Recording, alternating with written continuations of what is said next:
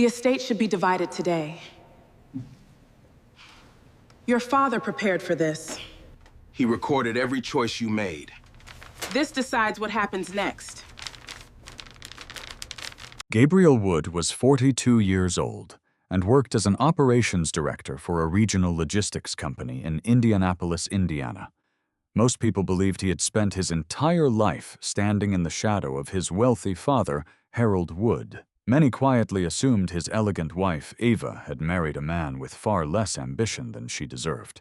Gabriel drove a 10-year-old Chevrolet Silverado, wore the same black funeral suit he had owned for years, and still carried a worn leather notebook instead of the newest phone.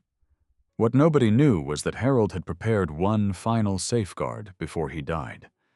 Then, as mourners gathered around the casket, Ava stepped forward and demanded Harold's inheritance be divided immediately. Attorney Margaret Ellis silently reached into her briefcase. If you're watching from somewhere in the world today, let me know your country and your local time in the comments. I always enjoy seeing where these stories travel. And if you enjoy slow-burning mysteries, family secrets, and endings where the truth speaks louder than anger, consider subscribing. Tomorrow's story might be the one you never see coming. The wind carried the scent of fresh rain across the cemetery long after Harold Wood's casket had disappeared beneath a blanket of white lilies. The funeral guests slowly drifted toward their cars, speaking in subdued voices that carried more curiosity than grief. They had all witnessed Ava Wood interrupt the final farewell with a demand no one expected. Gabriel had not answered her. He had simply watched the polished walnut coffin one last time before turning away. From the outside, his silence looked like weakness. That assumption had followed him for most of his 42 years.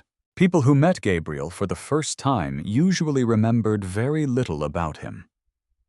He spoke only when necessary. His suits were practical rather than fashionable. He never wore a luxury watch, despite earning a comfortable salary as operations director for Midwest Regional Freight in Indianapolis. While executives around him competed for imported sports cars and country club memberships, Gabriel still drove a 10-year-old Chevrolet Silverado with more than 180,000 miles on the odometer. His coworkers often joked that if the truck ever stopped running, Gabriel would probably repair it himself instead of buying another. They were right. What they never understood was that Gabriel never confused appearance with stability. That habit had started decades earlier. Harold Wood had built Wood Industrial Supply from a two-man warehouse outside Indianapolis into one of the Midwest's largest industrial equipment distributors.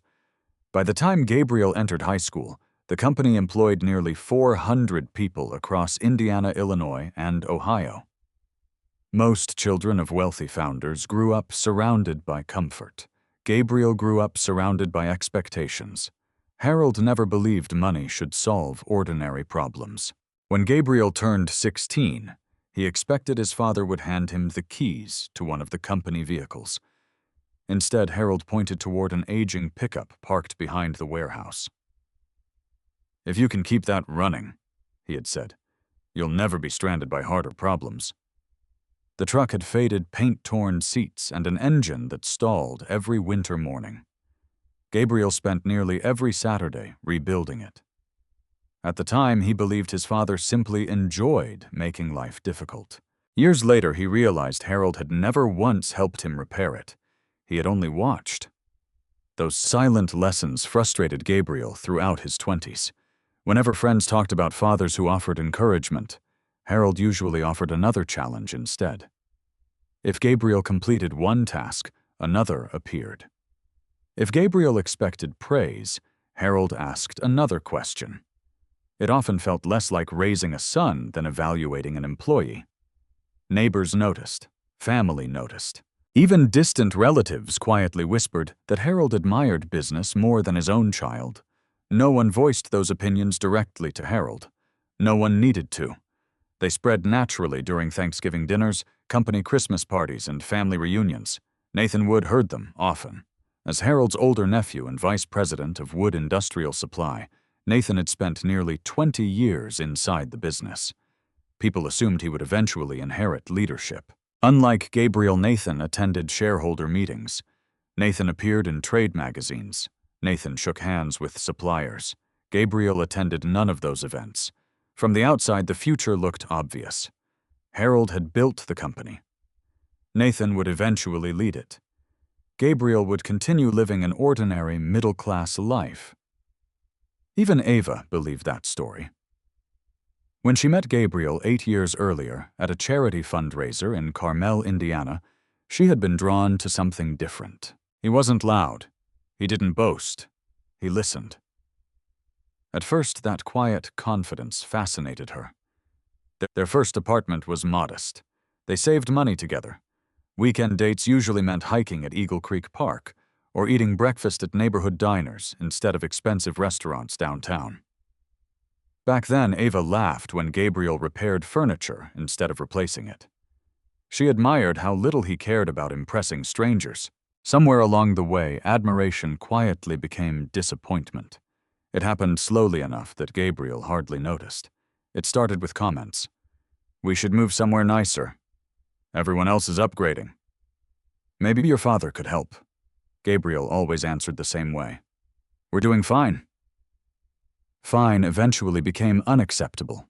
Ava's career in luxury residential real estate introduced her to a different world. She toured million-dollar homes every week. She attended networking events filled with investors, attorneys, surgeons, and executives. Many of them asked harmless questions. "So your father owns Wood Industrial Supply. Will Gabriel eventually take over? When are you moving into one of Harold's properties?" Ava smiled every time. Gabriel simply answered, "I have my own career." His response confused people. Why would the only son of a wealthy founder choose someone else's company instead of his own family's business? Few believed his answer. Most assumed Harold didn't trust him. That rumor grew stronger each year. Even employees inside Wood Industrial Supply quietly believed Harold had passed Gabriel over.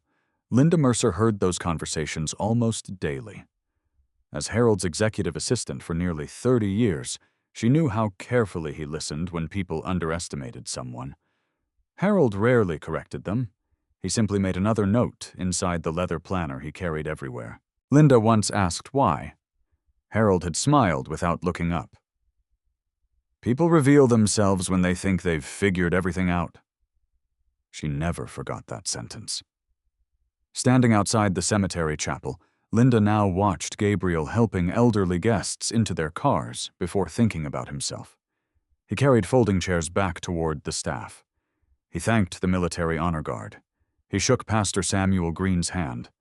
Not once did he ask about the estate. Not once did he mention the company. Not once did he complain about Ava's public demand. Instead, he quietly collected the sympathy cards left beside the guest register. Daniel Brooks noticed.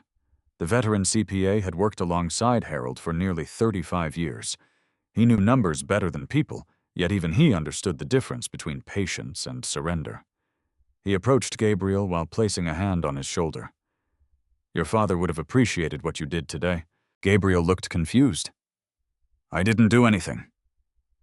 Daniel glanced toward the parking lot where Ava continued speaking with several relatives. "Exactly." Before Gabriel could ask what he meant, Margaret Ellis stepped out of the funeral home's black Lincoln sedan. The 61-year-old estate attorney still carried the same dark leather briefcase she had held throughout the service. Unlike everyone else, she looked neither emotional nor surprised. She looked prepared. Her calm voice carried just enough authority to quiet every nearby conversation. "Ladies and gentlemen," she said, "Mr. Wood left explicit instructions regarding today's proceedings." Conversation stopped immediately. Even Ava turned. Margaret opened a small notebook and verified the time. Per Harold Wood's written estate directive, immediate family members, designated witnesses, and corporate representatives are requested to assemble at Wood Industrial Supply headquarters at 3 o'clock this afternoon. Nathan frowned. "I thought the will would be read at your office." "It will not." Ava crossed her arms. "Can we at least know why?" Margaret closed the notebook before answering. Because Harold specifically instructed that every required individual be present in one room before a single page of his will is discussed. A silence settled over the parking lot. Nobody argued. Nobody smiled. Gabriel looked toward the gray afternoon sky, feeling the strange weight of his father's final decision, pressing down long before a single sentence of the will had been read. Something about Harold's careful planning suddenly felt much larger than an ordinary inheritance, and for the first time that day, Gabriel wondered whether his father had anticipated far more than anyone was prepared to discover.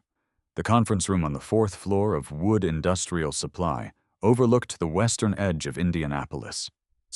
Through the floor-to-ceiling windows, freight trains rolled slowly across distant tracks, while afternoon clouds cast long shadows over the warehouse roofs Harold Wood had purchased nearly 40 years earlier. The room itself had changed very little since then. A polished walnut table stretched nearly 20 feet from end to end. Framed photographs documented the company's growth from a single loading dock into a regional distributor serving 5 states. One wall displayed awards for workplace safety and community service instead of revenue milestones, something Harold had insisted upon, despite repeated suggestions from his marketing department. Gabriel had only been inside the room twice, once for his mother's memorial service, once for Harold's 70th birthday. Today felt nothing like either occasion.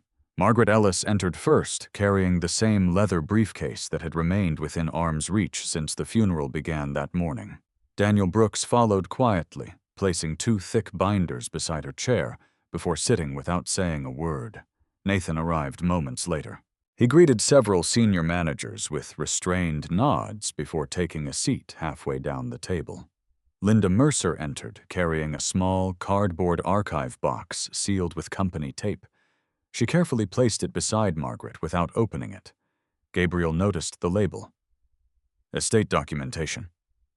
His stomach tightened. Eva walked into the room several minutes later, wearing the same tailored black dress from the funeral. Her makeup remained flawless despite the emotional mourning, and the confidence in her stride suggested she expected this meeting to unfold in her favor. She chose the chair directly beside Gabriel. He neither acknowledged nor avoided her. The silence between them had become its own language. Around the table sat only the people Margaret had specifically requested. No distant relatives. No reporters. No company employees beyond those Harold had named personally. The atmosphere resembled a board meeting more than a family gathering. Margaret checked the clock. 3 o'clock exactly. She stood. Thank you for arriving on time. Nobody interrupted. She unfolded a single typed page. I will begin by reading the procedural instructions left by Harold Wood. Her voice remained calm. These instructions are separate from the will itself. She looked around the room to ensure everyone was listening. Harold anticipated that emotions might interfere with today's proceedings. Therefore, he established an order that cannot legally be altered. Nathan leaned back. Ava folded her arms. Gabriel simply watched. Margaret continued. First, every individual present will remain until today's session concludes unless excused. Second, no estate assets will be discussed until preliminary conditions have been satisfied. Third, interruptions may delay proceedings but will not alter them. She lowered the paper. Those are Harold's words. Ava sighed loudly enough for everyone to hear. With respect, we've all had a difficult day. Isn't it simpler to read the will first? Margaret answered without hesitation. No. Ava forced a polite smile. I only meant that everyone already understands Harold wanted things handled properly. Daniel finally spoke. Did everyone understand that? The room became still. Eva turned toward him. What exactly is that supposed to mean? Daniel adjusted his glasses. It means Harold rarely wrote unnecessary instructions. Eva's expression hardened. I don't appreciate being spoken to like I'm under suspicion. Daniel didn't respond. He simply opened one of the binders in front of him. Gabriel noticed something familiar. Inside were decades of financial reports. Harold's handwriting appeared throughout the margins. His father had reviewed everything personally. Always. Margaret resumed. Before we proceed further, does anyone wish to formally contest Harold's estate procedures? Nathan looked down. No, Linda quietly answered. No. Daniel shook his head. Gabriel simply replied, No. Every eye turned toward Ava. She hesitated. For a brief second, she seemed to calculate something. Then she nodded. No. Margaret made a note. Thank you. She opened the leather briefcase. Most people expected her to remove the will. Instead, she withdrew another sealed document. This envelope looked different, heavier, cream-colored. Across the front, written in Harold's unmistakable handwriting, were only 7 words. To be opened only if there is dispute. The room immediately grew tense. Ava frowned. There isn't a dispute. Margaret looked directly at her. There was. Ava blinked. What? This morning. Nobody moved. Margaret continued. Harold specifically defined dispute. She removed another page. Any public request, demand, accusation, or attempt to influence the distribution of my estate before formal proceedings shall constitute a dispute. The words hung over the room. Ava slowly uncrossed her arms. I wasn't disputing anything. Margaret calmly read another line. The location shall not matter. The timing shall not matter. Intent shall not matter. Daniel quietly closed one binder. Harold had anticipated even this. Gabriel felt a strange mixture of confusion and disbelief. His father had expected someone to challenge the estate before hearing the will. Not only expected it, prepared for it. Ava looked toward Gabriel. Say something. He met her eyes briefly. I don't know what you want me to say. Tell them I wasn't challenging anyone, Gabriel answered honestly. You stood beside my father's casket and demanded the inheritance be divided. I asked a question. No. His voice remained steady. You made a demand. The words surprised even him, not because they were angry, because they were undeniable. Nathan shifted uncomfortably. Several seconds passed before Margaret spoke again. The legal definition is not mine. She gently placed the envelope on the table. It is Harold's. Ava looked increasingly frustrated. So what happens now? Margaret answered.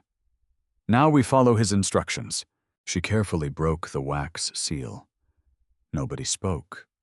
The tearing sound echoed across the room. Inside rested another envelope. Smaller. Dark blue. Alongside it lay a folded sheet of paper. Margaret read aloud.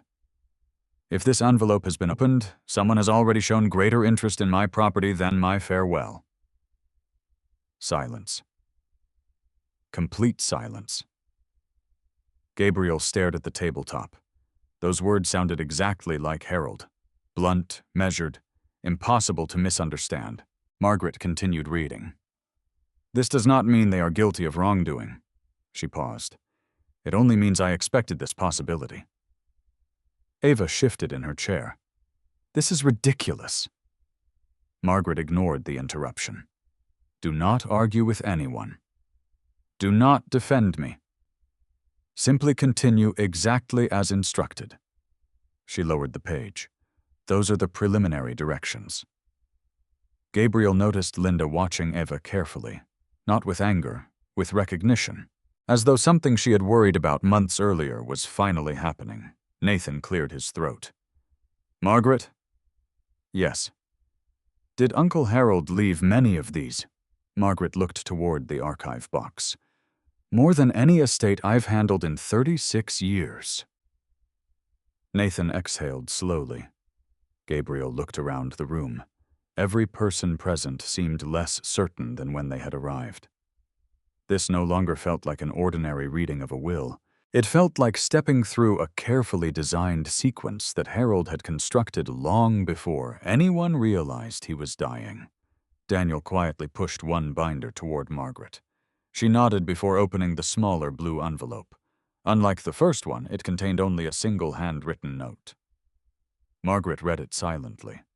Her expression changed almost imperceptibly. Not surprise. Recognition. She looked at Daniel. He gave the slightest nod. Gabriel noticed. So did Nathan. Ava leaned forward. What does it say? Margaret carefully folded the note again.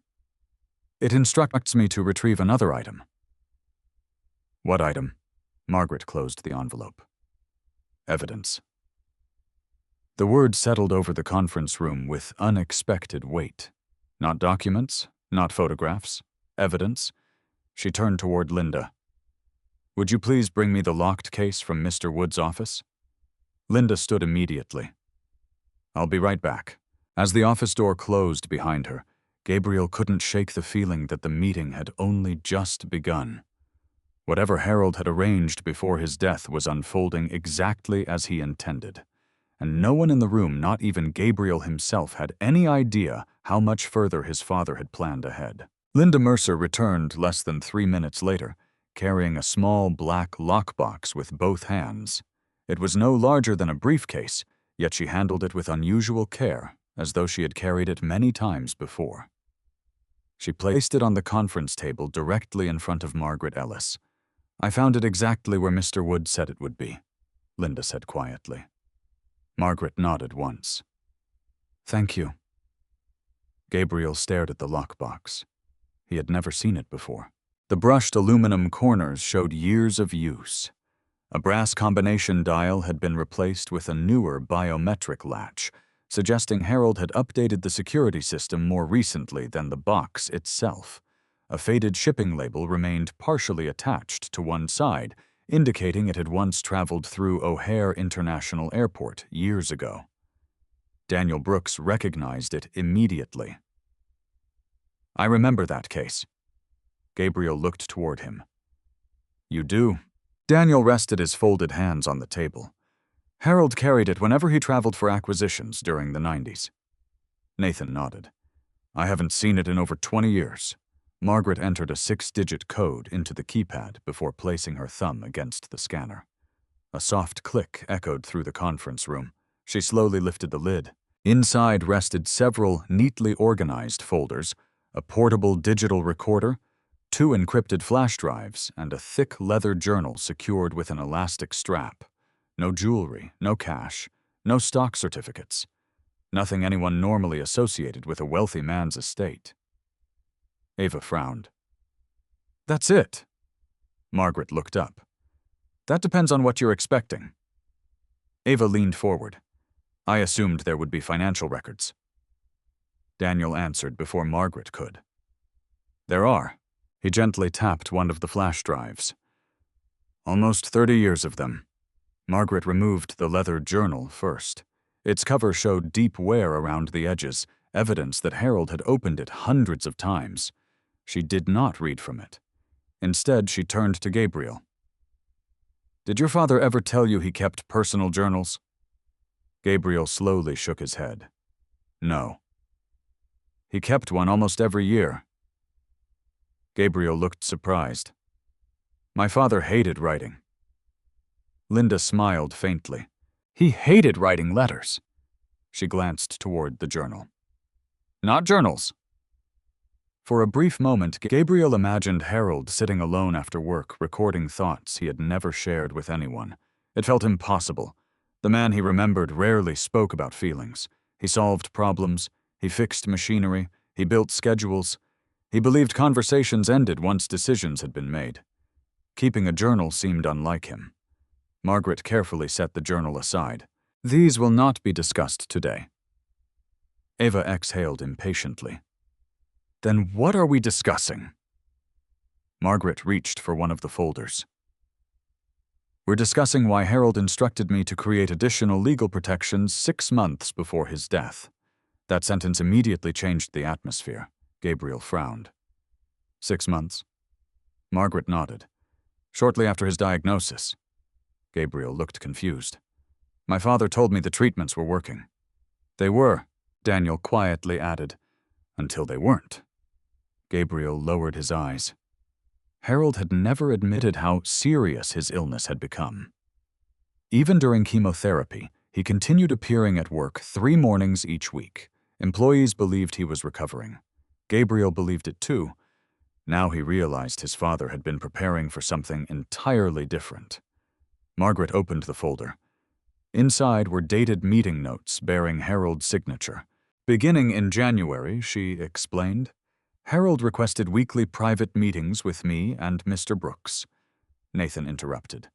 Every week. Almost. For what purpose? Margaret looked directly at him. Estate planning. Nathan looked genuinely surprised. I thought all of that was finished years ago. So did most people. Margaret slid several pages across the table.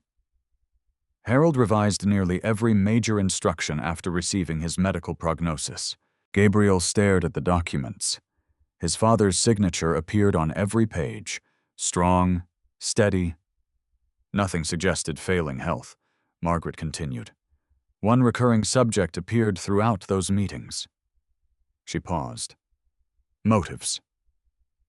Nobody spoke. Harold had apparently repeated the same concern over and over again. Margaret opened another page. He believed money changes how people behave. Daniel quietly nodded. He said that sentence almost every Tuesday. Gabriel remembered hearing similar words while growing up. Harold never distrusted success. He distrusted what people became when they expected easy money. As a teenager, Gabriel once complained because classmates drove expensive cars purchased by their parents. Harold had answered with only one question. If someone gives you everything before you've earned anything, what exactly have they taught you? Gabriel had hated that answer then. Now it echoed differently. Margaret continued reviewing the notes. Harold specifically instructed us not to accuse anyone of dishonesty. Ava folded her arms again. Good. He believed temptation deserves preparation rather than accusation. That sentence seemed directed toward no one and everyone simultaneously. Daniel opened another binder. For 6 months, Harold requested independent verification of every estate document. Nathan looked puzzled. Independent from whom? Everyone. Even family. Especially family. The room became quiet once more. Gabriel found himself remembering dozens of ordinary conversations with his father during those final months. Harold had asked strange questions. Was Gabriel sleeping enough? Had he serviced his truck recently? Did he still balance his household budget every Sunday evening? At the time, those conversations seemed random. Now they felt deliberate. His father had been measuring something. Not finances. Character. Margaret carefully removed another document. This is one instruction Harold insisted be witnessed. She read aloud. If disagreements arise after my death, answer them with records rather than opinions. She looked around the table. Never ask people to trust memories when documents exist. Daniel smiled slightly. That sounded exactly like Harold. Nathan almost laughed despite himself. It really did. Even Gabriel felt the corner of his mouth move. His father had settled countless business disputes exactly that way. Never by arguing. Always by producing paperwork, invoices, contracts, shipping logs, maintenance reports, facts before feelings. Margaret closed the folder. That principle guided everything else he prepared. Ava finally spoke again. So, are we ever going to discuss the inheritance itself? Her tone remained controlled, but impatience had begun slipping through. Margaret answered calmly. Yes. When Harold's preliminary instructions have been completed, Ava leaned back. This feels excessive. Linda quietly looked toward her. It felt necessary to him. Ava didn't respond. Gabriel noticed Daniel studying everyone's reactions rather than the documents themselves, almost as though Harold had asked him to observe. Perhaps he had. Margaret reached for the portable digital recorder, but did not turn it on. Instead, she placed it gently beside the journal. Gabriel immediately recognized the model. It was nearly 15 years old. His father disliked newer electronics. He trusted machines that had already proven reliable. Daniel looked toward the recorder. I remember buying that. So do I, Margaret replied. It records in uncompressed format. Nathan looked confused. Why does that matter? So recordings cannot easily be altered. Nobody spoke. Gabriel slowly turned towards the device. For the first time all afternoon, he began understanding the direction this meeting was taking. His father hadn't merely written instructions. He had preserved evidence. Months of preparation, months of verification, months of planning for conversations that would happen only after he was gone. Margaret rested one hand lightly on the recorder. Harold believed written words sometimes leave room for interpretation. She paused. He believed a person's own voice leaves much less. Gabriel felt an unfamiliar heaviness settle across his chest. He had not heard his father's voice since the final evening at St. Vincent Hospital. Harold had been too weak to say much. He simply squeezed Gabriel's hand once before closing his eyes. Gabriel had assumed those were the last words he would ever hear from him. Apparently, he had been wrong. Margaret looked around the room one final time. The next instruction Harold left is very specific. She slowly pressed her thumb against the recorder's power button. The small screen illuminated with a soft blue glow. One audio file appeared, recorded 184 days earlier. Margaret took a slow breath before speaking. According to Harold's written directive, this recording must be played before anyone hears a single line of his will. Every eye in the room fixed on the recorder. No one moved. No one spoke. Margaret's finger hovered over the play button as the room filled with the unbearable silence that comes just before the truth finally begins speaking for itself. Margaret pressed the play button. For a moment, nothing happened except the faint hiss of an old digital recorder finding its place. Then a familiar voice filled the conference room. If you're hearing this, Harold Wood began, then I've already lost my argument with time. Gabriel froze. The recording captured his father's voice exactly as he remembered it, steady, measured, and carrying the quiet confidence that had guided hundreds of employees through difficult years. It wasn't the weakened voice from the hospital. This was Harold, several months earlier, strong enough to sound as though he were sitting at the head of the table. I don't expect everyone listening to agree with my decisions, Harold continued. In fact, I would be disappointed if nobody questioned them. Honest people ask questions. Dishonest people usually ask different ones. A brief pause followed. I've spent my life building a business, but the business was never my greatest responsibility. My greatest responsibility was understanding the character of the people who would remain after I was gone. Gabriel lowered his eyes. He had spent years believing his father valued warehouses more than family. Now, hearing those words, he wondered how much he had misunderstood. Harold continued. If you've gathered in this room, then Margaret has followed my instructions correctly. That means someone challenged the process before understanding it. I predicted that possibility months ago, not because I distrusted any particular person, but because grief and money are dangerous companions. Ava shifted uncomfortably in her chair. No names had been mentioned, yet everyone understood why the recording had been played. I want something understood immediately, Harold said. This recording is not an accusation. It is a safeguard. Every person in this room deserves to be treated fairly, including those who may disagree with me. Daniel glanced toward Gabriel, but remained silent. Harold's voice continued. When I founded this company, I believed success depended on intelligence. I was wrong. Intelligence starts businesses. Character keeps them alive. The recording clicked softly as Harold turned a page. I learned that lesson in 1989. Nathan looked up. He had heard Harold reference that year before, but had never explained it. "I had an opportunity to double the company's profits almost overnight," Harold said. "A supplier offered lower prices in exchange for overlooking serious safety violations. Nobody else knew. Nobody would have discovered the arrangement." Another pause. "I refused." Linda smiled faintly. She remembered that contract. The company had struggled financially for nearly 2 years afterward because Harold refused to compromise employee safety. "The decision nearly bankrupted us," Harold admitted. "But I slept well every night." His voice softened slightly. "Money lost through honesty can be earned again.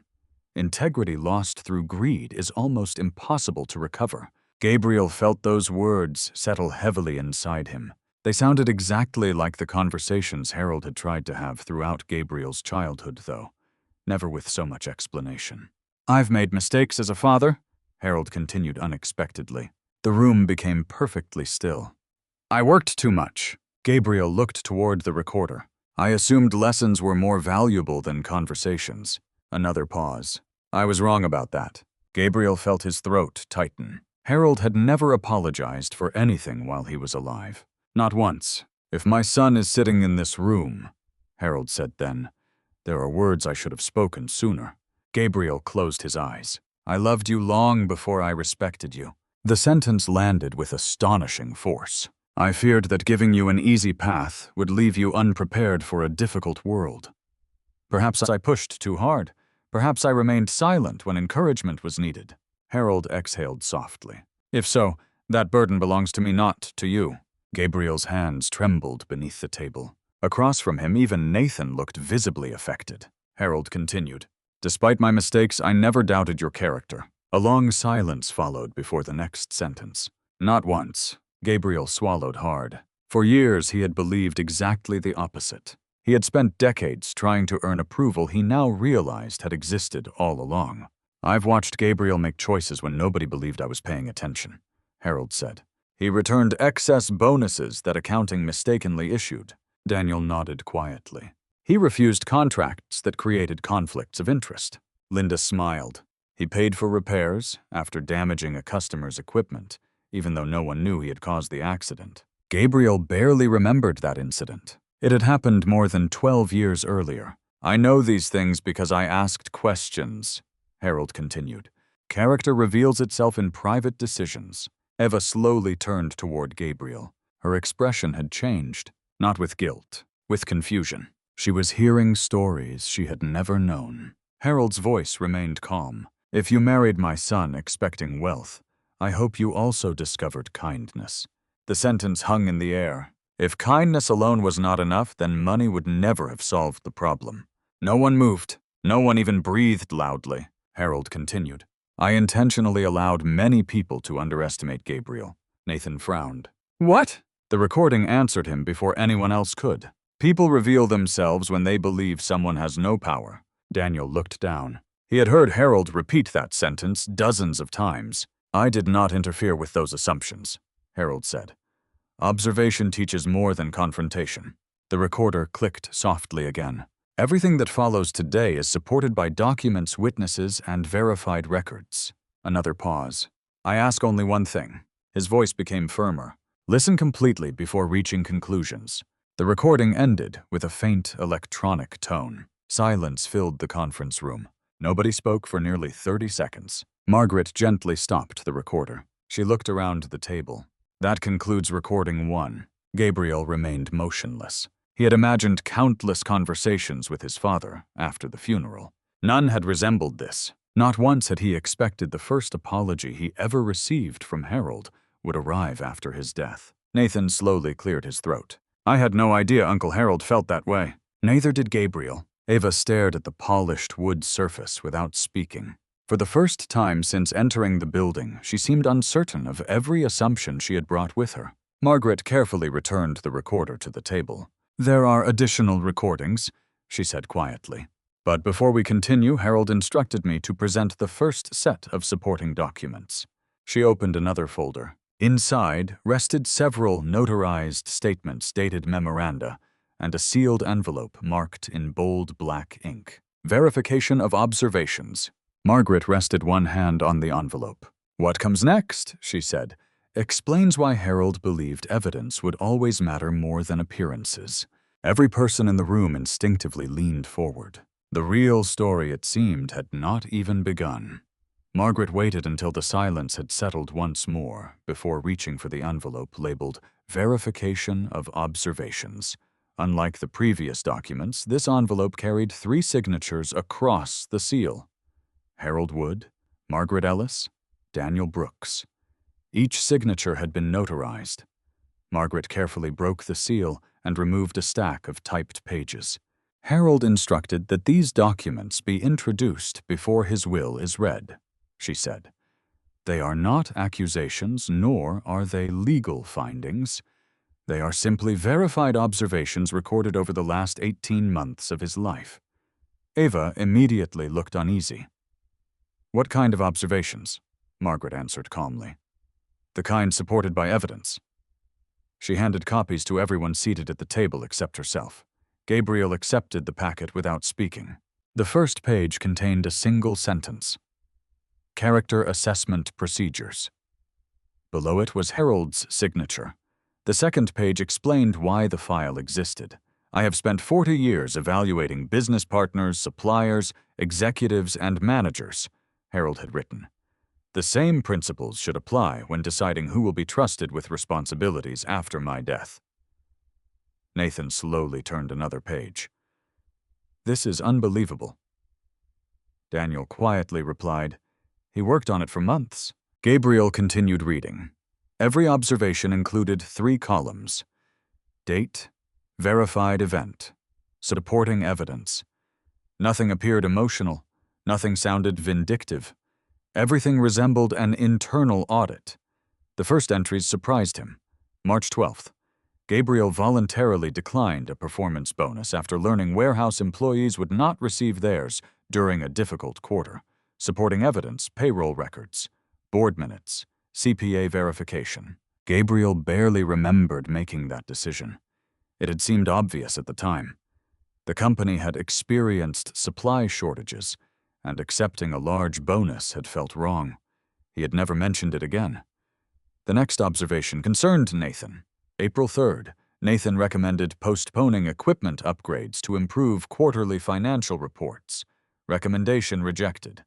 Supporting evidence board meeting transcript, engineering report. Nathan looked embarrassed. "I wasn't trying to hurt anyone," Daniel answered evenly. "No one said you were." Margaret continued. "Harold documented decisions, not motives." Nathan nodded quietly. That distinction mattered. The following pages described dozens of ordinary moments: managers returning company property, employees admitting accounting mistakes, executives correcting billing errors before clients noticed them.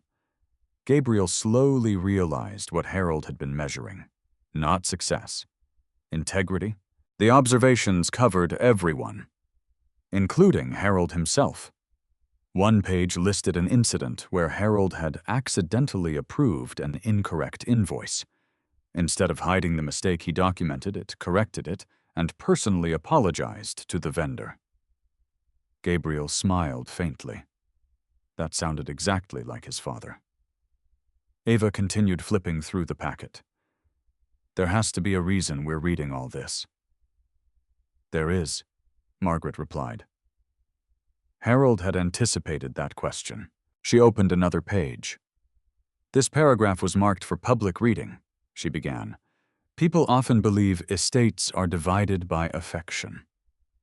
They are mistaken. Affection belongs to families. Responsibility belongs to judgment." Margaret looked around the room. "I cannot control who loved me. I can decide who receives responsibilities created by my life's work." Nathan slowly leaned back. "So this isn't only about money." "No," Margaret answered. "It never was." Daniel opened another binder. "The estate includes the company." Gabriel looked up. "What?" Daniel nodded. 100% of Harold's voting shares remained in his personal ownership. Gabriel had assumed those shares had already been transferred years earlier. Apparently, they had not. Margaret continued. Harold intentionally delayed succession. Why? Nathan asked. Because he believed titles should follow demonstrated character. The room fell silent again. Ava finally spoke. So, all these observations decide who inherits? Margaret shook her head. No. What do they decide? They explain why Harold made the decisions you'll hear later. Ava seemed unconvinced. This feels like we're being evaluated. Margaret met her eyes. You were. No one reacted immediately. Margaret calmly continued. Not by me. By Harold. Gabriel returned to the packet. Near the middle, he found a page with his own name again. July 18th. Gabriel anonymously paid medical expenses for the retired warehouse supervisor's wife, supporting evidence bank transfer, attorney verification, recipient interview. Gabriel closed his eyes briefly. He had specifically asked the bank to keep that payment confidential. Only Daniel had processed the transfer. He looked toward the CPA. Daniel offered a small, apologetic smile. Harold insisted on knowing where unusually large withdrawals were going. I told him only after confirming your permission wasn't legally required. Gabriel nodded. He couldn't blame him. Daniel had simply done his job. Nathan quietly looked over. You never told anyone? Gabriel shrugged. It wasn't anyone's business. Harold's typed note appeared beneath the observation. Acts performed without expectation of recognition deserve the greatest recognition. Gabriel struggled to continue reading. Every page seemed to reveal another moment his father had witnessed from a distance. Moments Gabriel believed had gone unnoticed. Across the table, Ava stopped turning pages. She had reached a section containing observations about family interactions. The first entry was ordinary. Holiday dinner attendance, birthday visits, hospital visits, phone calls. The second entry was less comfortable. Harold documented every visit during his cancer treatments. Dates, times, length of visit, nothing more. Gabriel immediately recognized the pattern. He had visited almost every evening after work. Nathan came twice each week. Linda often stopped during lunch breaks. Daniel usually visited on Fridays. Ava remained perfectly still. Margaret quietly closed her own copy of the packet. Those pages are included only because Harold believed consistency matters. Eva finally looked up. Are you suggesting I didn't care about Harold? No. I'm suggesting nothing. Margaret's voice never changed. I'm presenting the records Harold instructed me to preserve. The distinction again, facts before conclusions, exactly Harold's philosophy. Gabriel understood it now better than ever. Margaret reached into the lockbox once more. This time she removed a small velvet pouch. Inside lay a brass key. Old, worn smooth with age. Nathan frowned. I remember that key. Gabriel did too.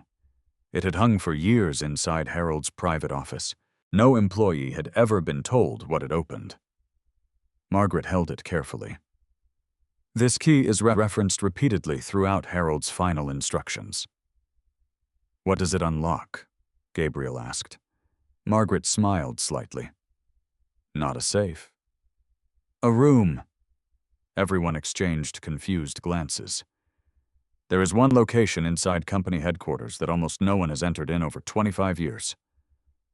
Nathan's eyes widened. The archive room. Margaret nodded. Exactly. Gabriel had heard stories about it growing up. An old records room behind Harold's office, sealed decades earlier after the company switched to digital storage. He had never been inside. Very few people had. Harold had always kept the only key. Margaret looked at Linda. Is it prepared? Linda nodded. Exactly as Harold requested. Daniel quietly gathered the remaining binders. Margaret carefully returned the brass key to the velvet pouch. According to Harold's written instructions, our meeting now moves to the archive room. Ava frowned. Can't we finish here? No. Why not? Margaret looked directly at her. Because the next piece of evidence cannot be moved. The room fell completely silent. Gabriel looked toward the hallway leading to his father's private office. Whatever Harold had hidden inside that forgotten room had remained untouched for decades, and somehow he had known it would become the most important place in the building after his death. Without another word, Margaret picked up the velvet pouch containing the old brass key and walked toward the conference room door. One by one, everyone rose from their chairs and followed her, unaware that the room they were about to enter contained the evidence Harold had trusted more than any witness still alive. The hallway outside the conference room felt unusually quiet. No one spoke as Margaret led the group toward the executive offices at the far end of the building. Employees passing through the corridor instinctively stepped aside, sensing the gravity of the moment even though they had no idea what was taking place. Gabriel had walked this hallway thousands of times, yet today it felt unfamiliar. Every framed photograph along the wall reminded him of his father's decades-leading wood industrial supply, company anniversaries, groundbreaking ceremonies, employee appreciation dinners. Harold stood in nearly every photograph, never in the center, unless someone had insisted. He always hated having his picture taken, Linda said softly, noticing Gabriel looking at the frames. Gabriel smiled. He used to complain photographers slowed everyone down. They did, Daniel replied with a quiet laugh. But the board insisted. Margaret stopped outside Harold's former office. The nameplate still read, Harold Wood, President. No one had removed it. Linda gently unlocked the office door. The room had remained exactly as Harold left it. His reading glasses rested beside an organized stack of reports. A coffee mug sat on the corner of the desk. The wall calendar still displayed the month before his hospitalization. Gabriel stepped inside, slowly. It felt as though his father had simply gone home for the evening. Nathan quietly walked toward the bookshelf. I haven't been in here since the funeral. No one has, Linda answered. Harold specifically instructed that nothing be moved. Margaret nodded. That instruction was followed. She walked past Harold's desk toward the back wall, where a large walnut bookcase stretched from floor to ceiling. At first glance, it appeared completely ordinary. Rows of management books, industry journals, three-ring binders, old company awards. Margaret reached into the velvet pouch and removed the worn brass key. She inserted it into a nearly invisible keyhole hidden behind a framed photograph. The lock turned with a heavy metallic click. Slowly, the entire bookshelf shifted outward several inches. Nathan stared. I never knew. Very few people did, Daniel replied. The shelf swung open like a concealed door. Behind it stood a narrow room illuminated by automatic ceiling lights. Shelves lined every wall.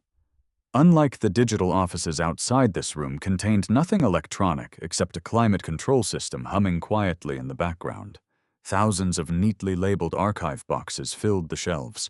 Every box carried dates and handwritten notes. Harold's handwriting. Gabriel looked around in disbelief. My father kept all of this. Linda nodded. He trusted computers. She smiled faintly. But he trusted paper more. Margaret stepped inside. This archive contains every major company decision dating back more than 30 years. Nathan looked stunned. Every one, Daniel answered. If it mattered to Harold, it's here. Gabriel slowly walked between the shelves. Each box had been catalogued with astonishing precision. Acquisitions, tax records, personnel files, vendor agreements, insurance claims, engineering reports, everything. Nothing appeared neglected, nothing appeared random. Margaret stopped before one particular cabinet built into the far wall. Unlike the other shelves, it contained only 12 identical gray storage boxes. Each bore a single year.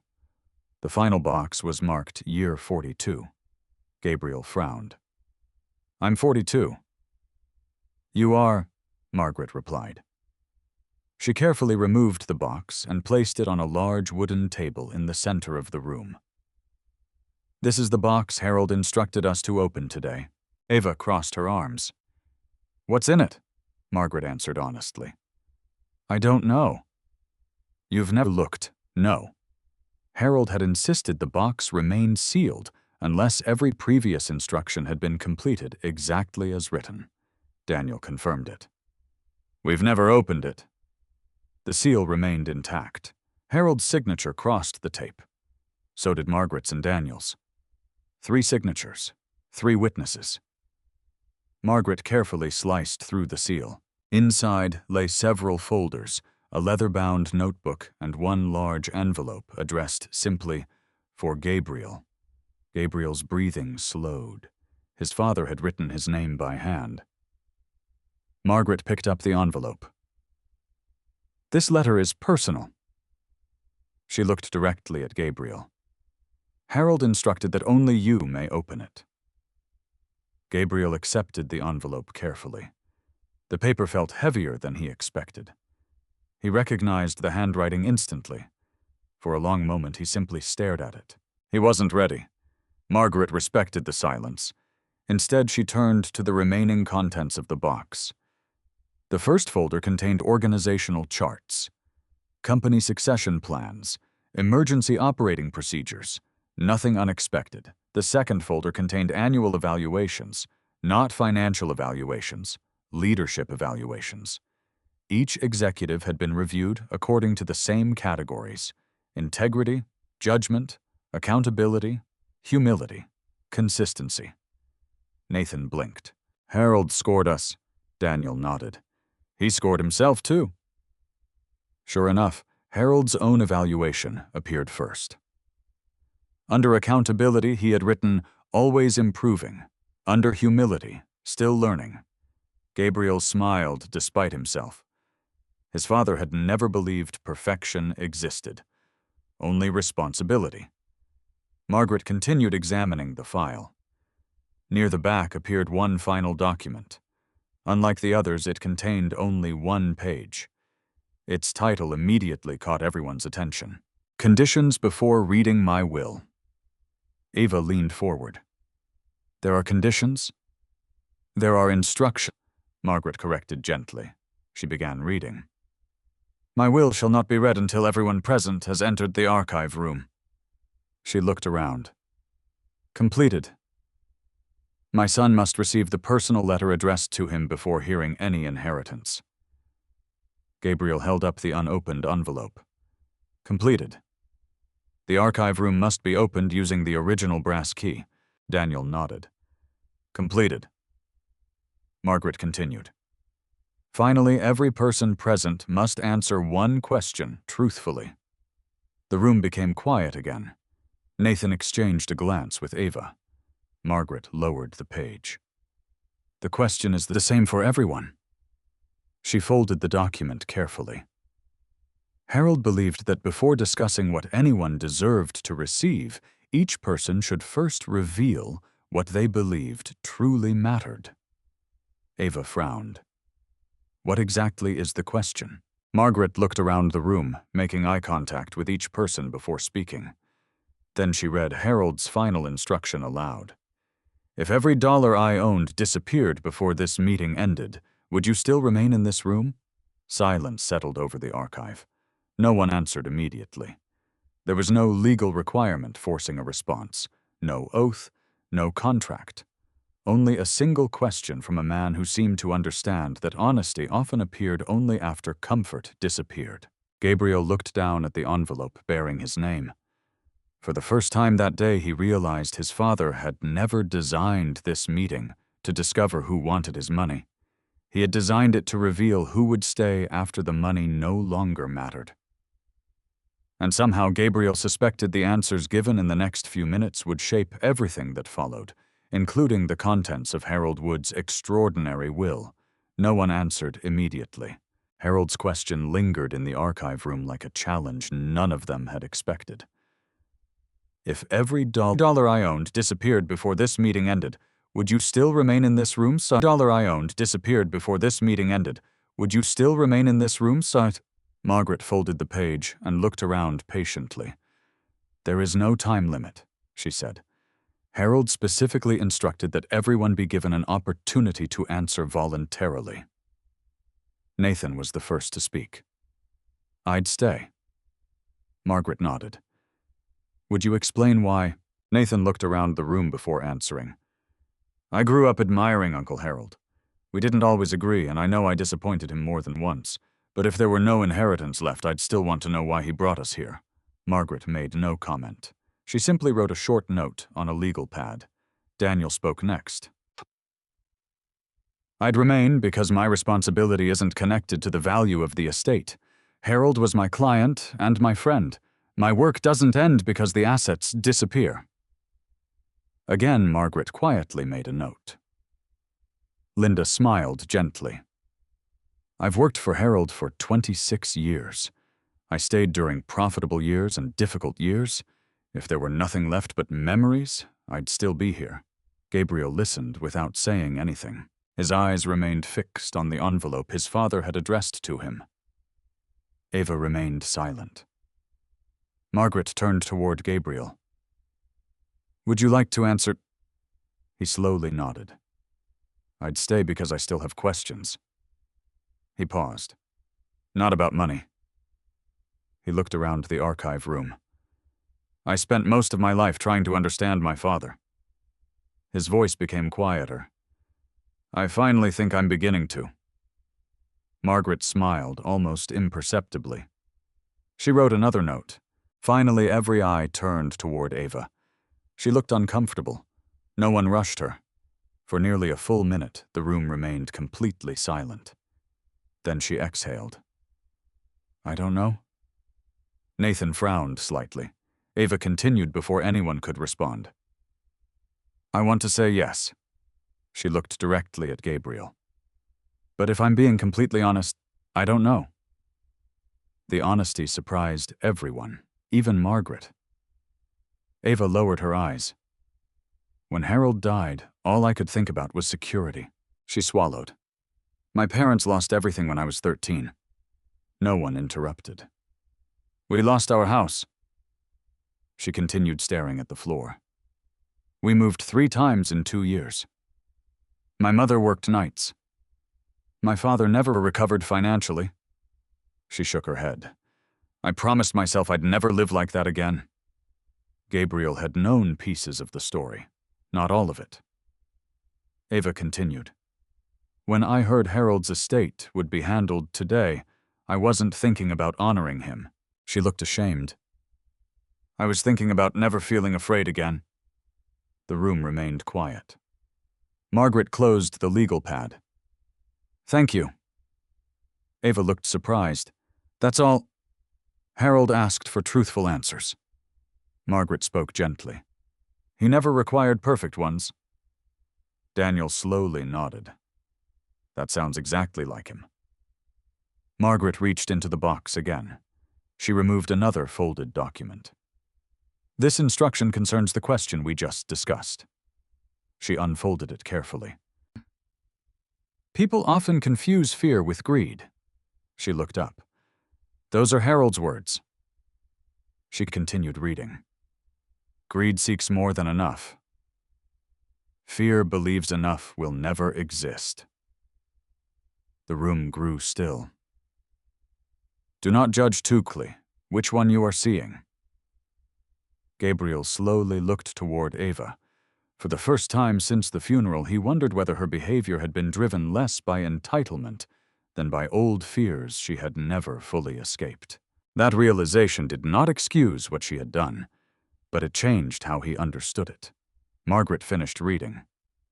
Compassion should never replace accountability. But accountability should never eliminate compassion. She placed the page on the table. I believe Harold intended those 2 sentences to remain together. Daniel quietly smiled.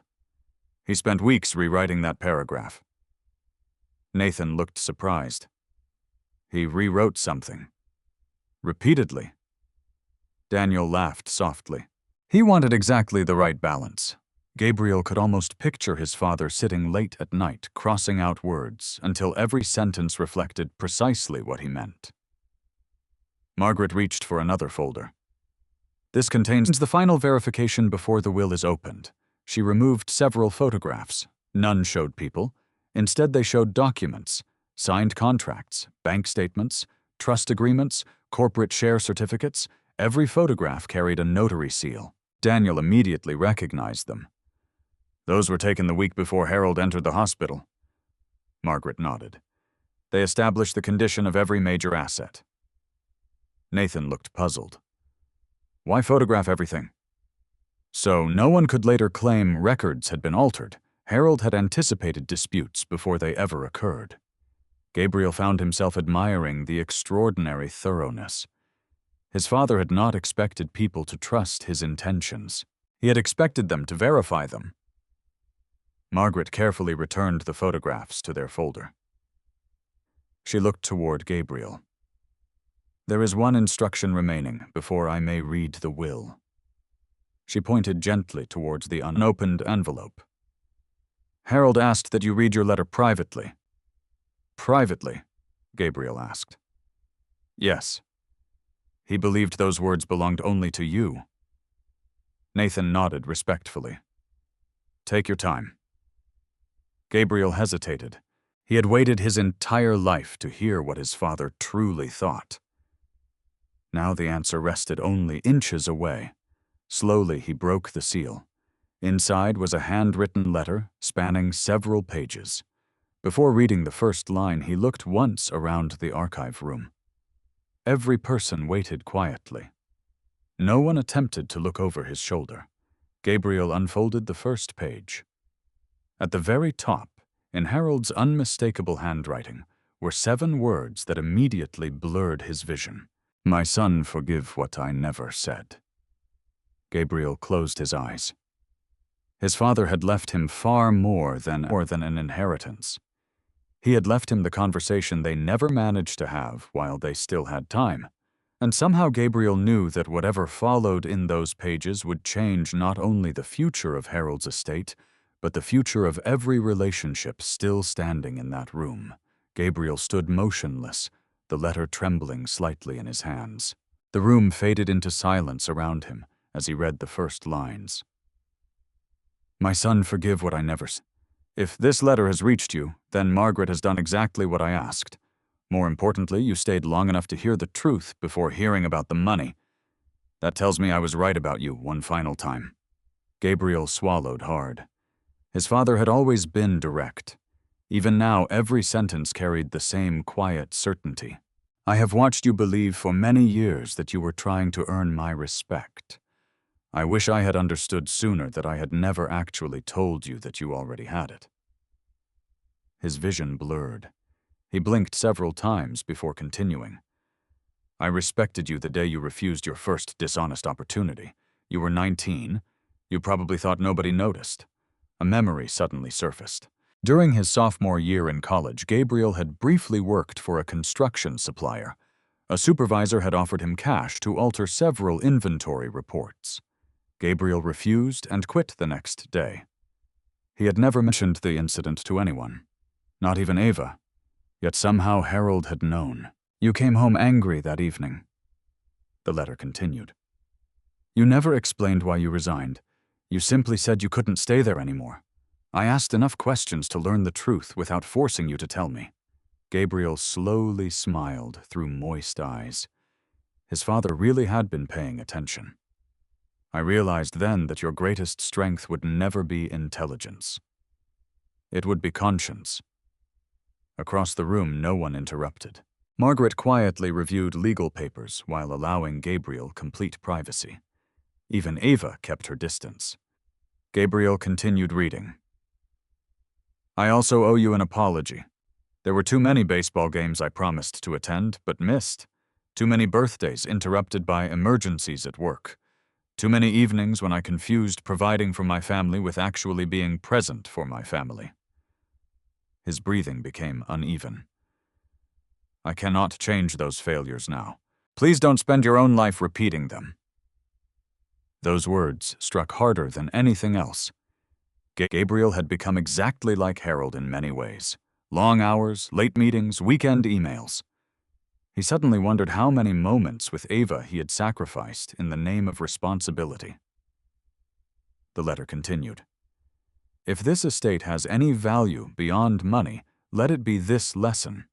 People almost never regret working one more weekend while they're doing it. They regret it years later. Gabriel lowered the page for a moment.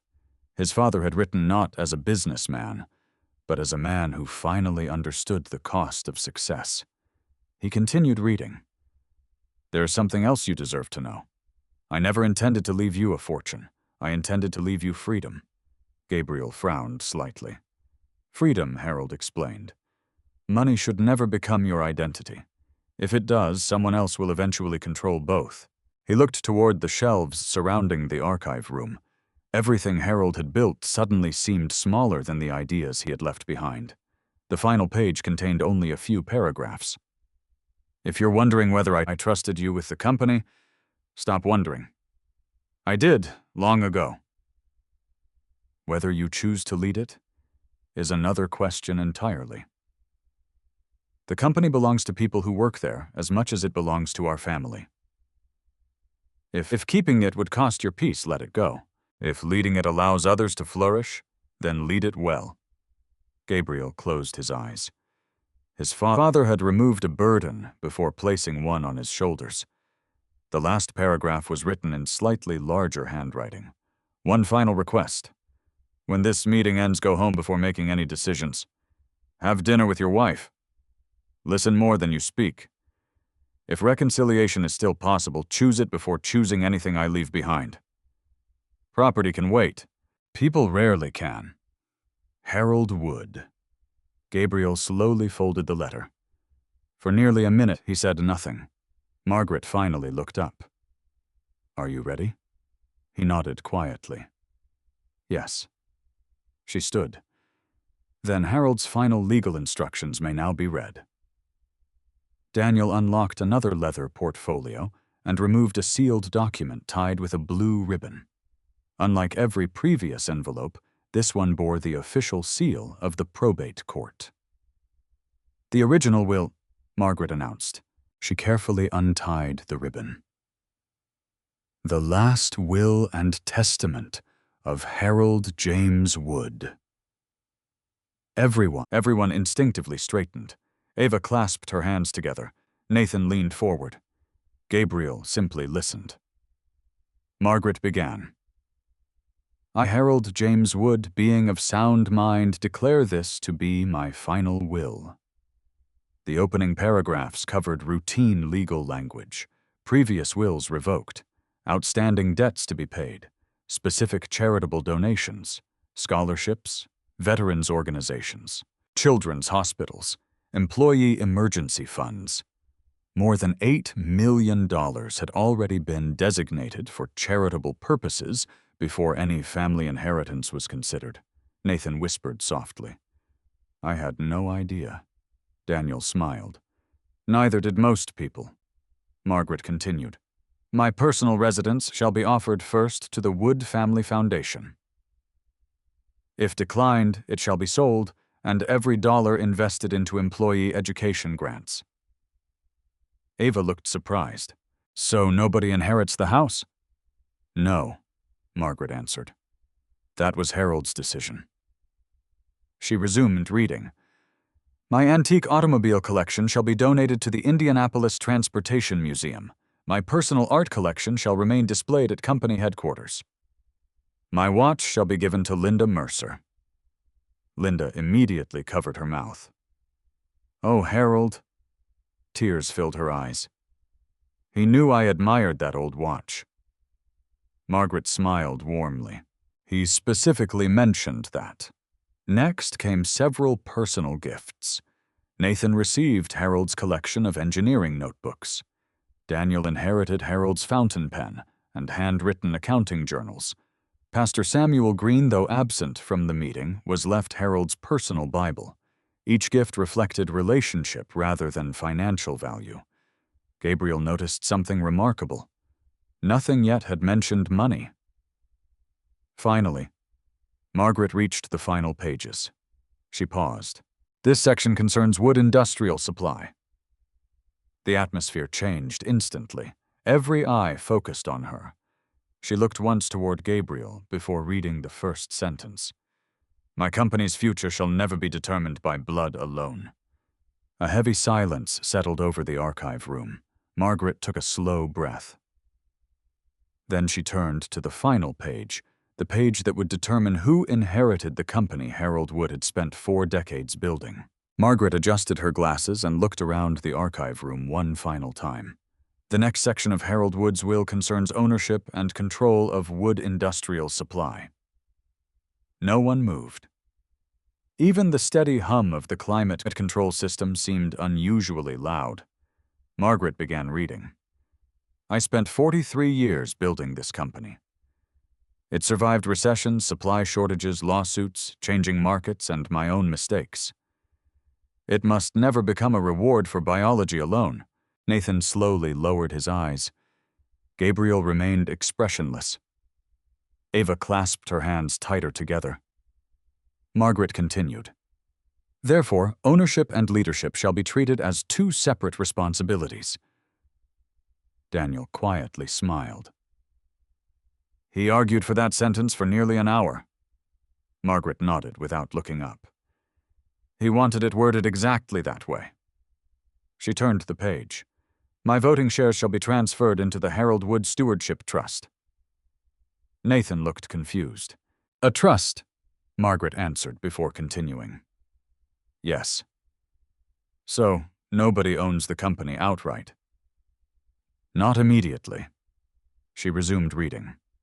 The Stewardship Trust shall preserve the company for future generations while protecting employees from irresponsible leadership. Gabriel frowned slightly. His father had created an entirely new structure. Harold had anticipated far more than an ordinary inheritance. Margaret continued. The trust shall initially appoint 1 managing steward. The managing steward shall possess operational authority equal to that of Chief Executive Officer. Nathan leaned forward. So, who is it? Margaret looked down at the next paragraph. I appoint my son, Gabriel Wood. Silence. Absolute silence. Gabriel did not react immediately. He had expected his father might leave him something. He had never expected this. Nathan slowly smiled. I knew it. Daniel simply nodded. Linda looked relieved. Ava stared at Gabriel in disbelief. Margaret continued before anyone could interrupt. The appointment is effective only if Gabriel voluntarily accepts the responsibility. Gabriel looked up. Voluntarily. Margaret nodded. Harold specifically required that. She continued reading. If Gabriel declines, the Stewardship Board shall elect an independent executive using the succession procedures included in Appendix C.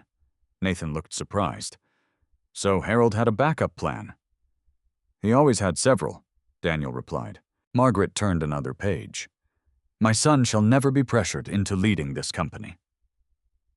If accepting this responsibility damages his family health or personal integrity, he has my complete permission to refuse. Gabriel felt another wave of emotion. Even after his death, Harold had removed expectations instead of creating them. The next paragraph surprised everyone. My son shall receive an annual salary established by the board. He shall receive no special dividend unavailable to other beneficiaries. Nathan blinked. What does that mean? Daniel answered. It means Gabriel can't simply pay himself whatever he wants. The company remains protected. Margaret nodded. Exactly, she continued. The trust exists to preserve opportunity, not privilege. Every sentence reflected Harold's philosophy.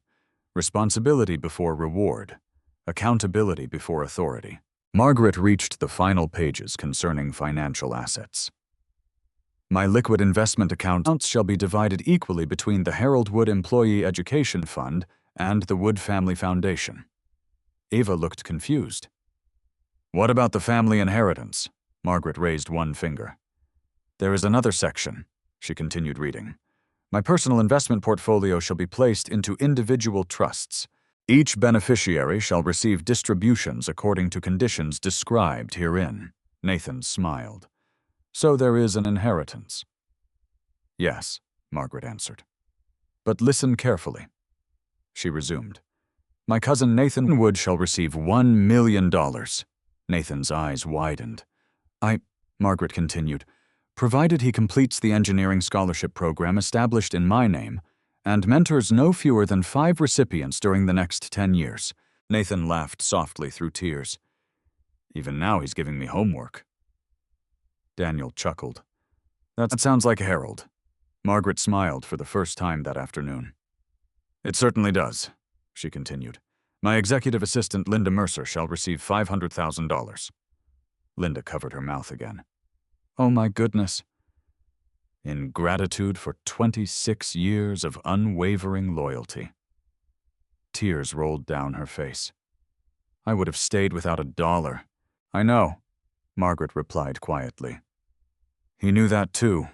Daniel received a personal bequest, along with funding to continue the employee financial counseling program he had built with Harold. Every gift carried a purpose. No one simply received money. Everyone inherited a responsibility attached to it. Finally, Margaret reached the paragraph everyone had silently anticipated. My daughter-in-law, Ava Wood. Ava straightened in her chair. Margaret read slowly. I leave no direct inheritance to Ava. The words echoed through the archive room. Ava's face lost its color. Before anyone spoke, Margaret continued.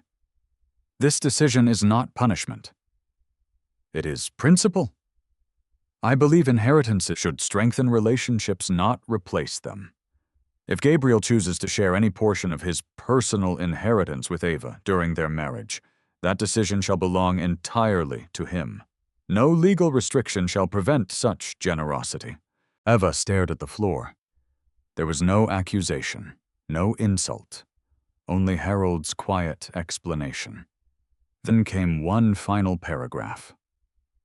If Gabriel and Ava remain married for 5 years following my death, and if they jointly establish the charitable foundation described in Appendix F, the foundation shall receive $5 million from my reserve trust. Nathan looked stunned. $5 million? Daniel slowly nodded. I helped structure that trust. Ava looked toward Gabriel. Neither of them spoke.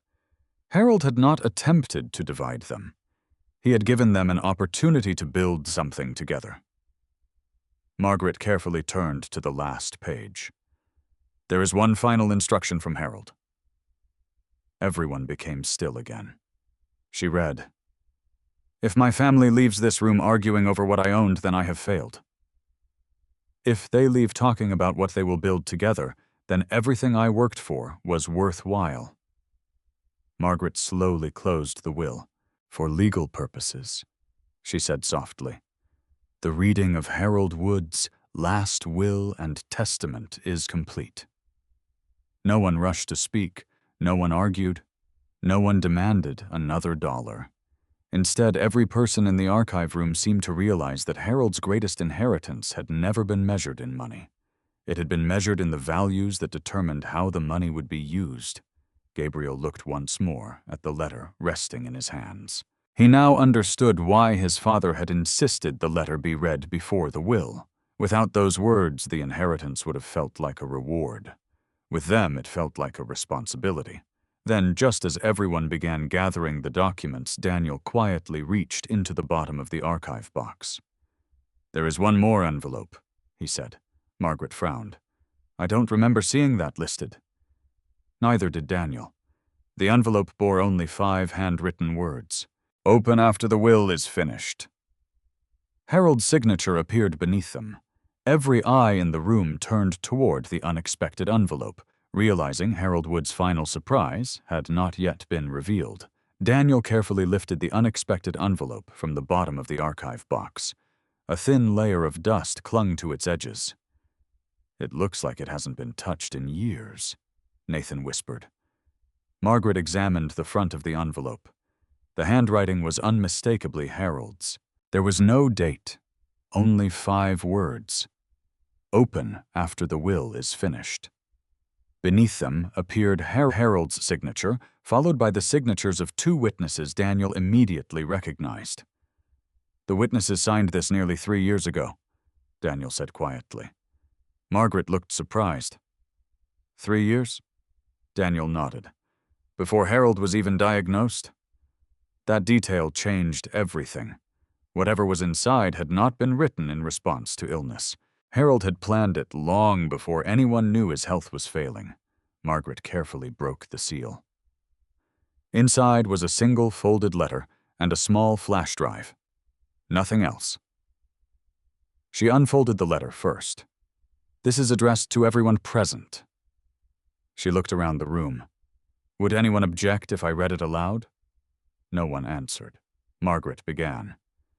To those gathered in the archive room, if this letter is being read, then every instruction before it has been honored exactly as I intended. Thank you for respecting the process instead of searching for shortcuts. She paused briefly before continuing. There's one misunderstanding I wish to correct. I was never trying to discover who deserved my money. I already knew.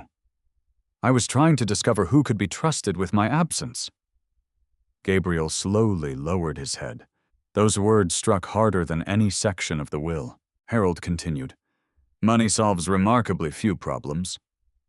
It magnifies character.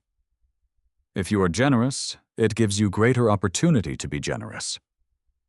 If you are fearful, it gives you greater opportunity to be fearful. If you are dishonest, it merely increases the damage you can cause. Nathan folded his arms thoughtfully. Daniel listened with a faint smile. The letter sounded exactly like the conversations Harold used to have with young managers. Margaret continued reading. The company was never my greatest achievement. The people inside it were. She looked toward Linda. Tears were already running down the assistant's face. For decades, I watched employees sacrifice weekends for one another. I watched mechanics donate vacation days to coworkers battling cancer. I watched warehouse supervisors quietly pay electric bills for families who were struggling. No annual report ever recorded those moments. But they were the real profit. Gabriel remembered many of those stories. His father had always celebrated acts of kindness more enthusiastically than record-breaking sales.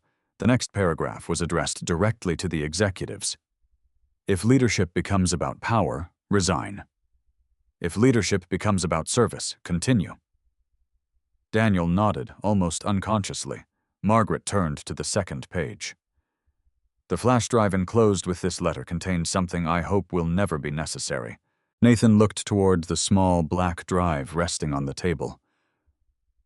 What is it? Margaret continued reading before answering. It contains a complete operational continuity plan. Supplier agreements. Emergency financing. Board succession procedures. Private letters to every department head. Gabriel looked surprised. Letters. Margaret nodded as she read. I wanted every employee to know they mattered, even if I was no longer alive to tell them. Linda covered her face. He actually wrote to everyone, Daniel answered quietly. He did. It took him months. Harold's letter continued. If you are listening to lawyers argue instead of employees laugh, then something has already gone wrong. The room fell silent again. Harold somehow managed to sound present, almost as though he were standing among them. Margaret reached the final page. There remains one final matter. She paused. This concerns Gabriel. She looked toward him. Harold asks that you stand. Gabriel hesitated before rising. Margaret continued reading. My son. If you accepted leadership because you believed you owed it to me. Resign tomorrow. Gabriel stared at the page. If you accepted it because you believe you can help the people who trusted our family for decades. Then stay. Never confuse obligation with purpose. The words echoed through the archive room. Harold had once again given him permission to choose, not demanded, not pressured, simply trusted. Margaret folded the letter. There is one final sentence. She read it slowly. After this letter has been completed, play the video stored on the enclosed flash drive.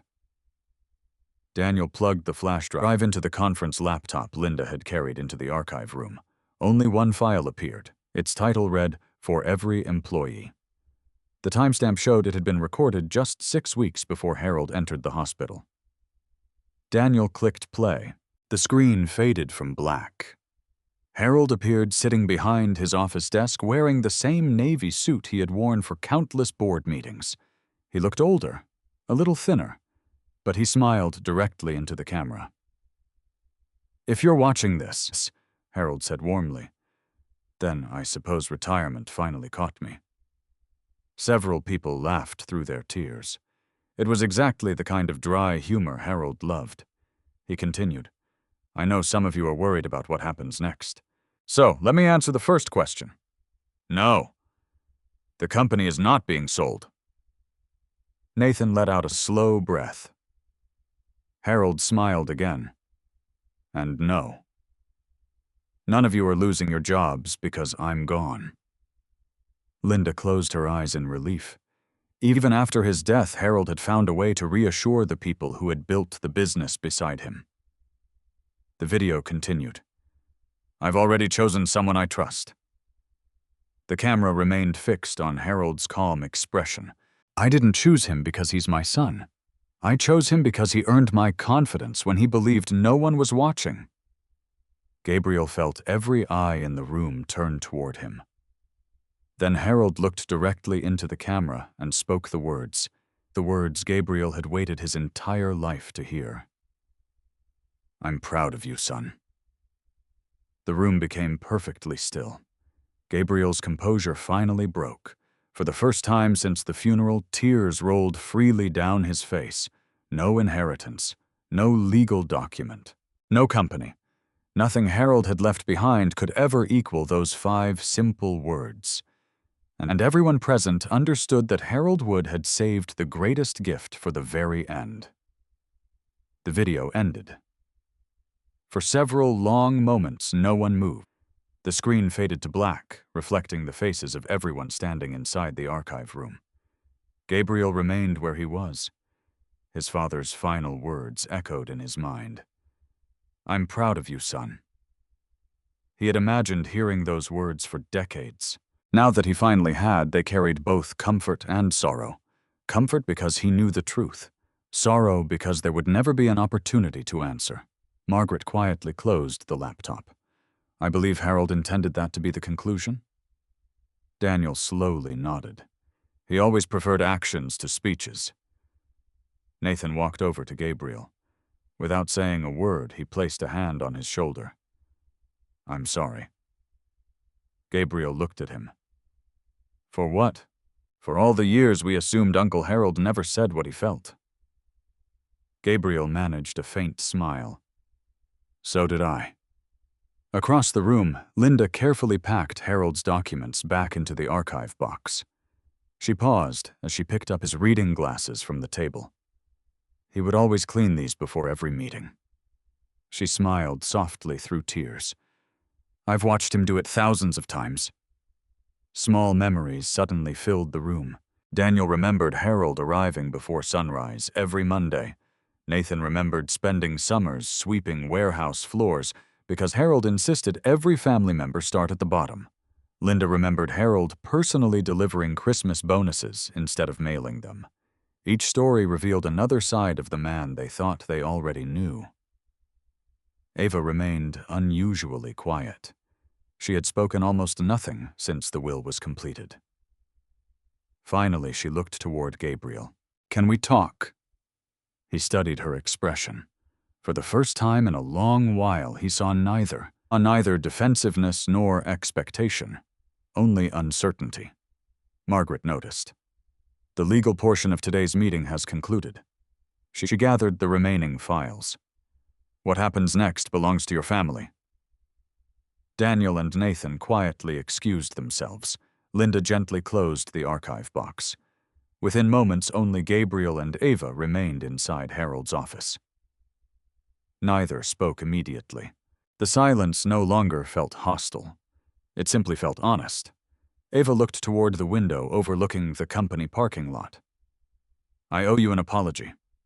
Gabriel waited. "I embarrassed you." "At the funeral." "During the meeting." She looked down. "And probably long before either of those."